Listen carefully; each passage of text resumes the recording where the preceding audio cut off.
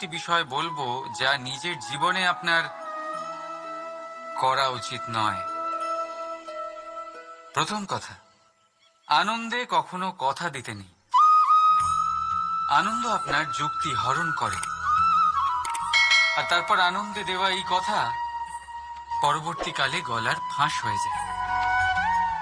দ্বিতীয় কথা, কখনো ক্রুদ্ধ হয়ে উত্তর দেবেন না।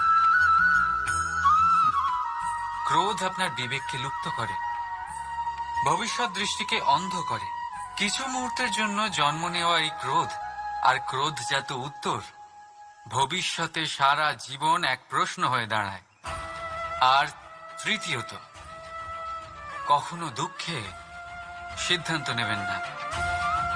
দুঃখ আপনার ভাবনা চিন্তা করার ক্ষমতা সীমিত করে দেয়, আর দুঃখী মনে নেওয়া সিদ্ধান্ত সব সময় দুঃখই দেয়।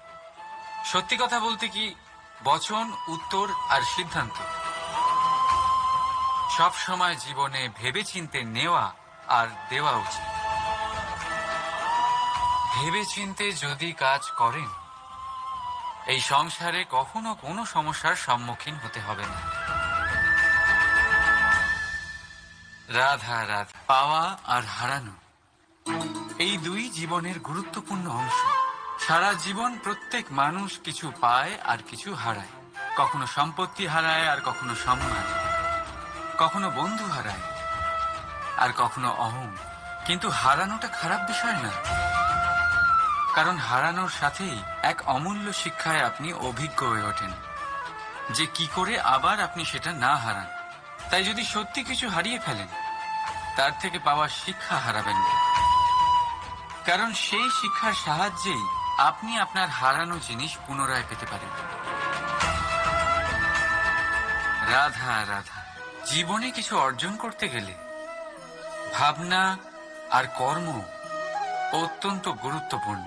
কিন্তু শুধু ভাবনা দিয়ে বা শুধু কর্মের দ্বারা আপনি সাফল্য অর্জন করতে পারেন না।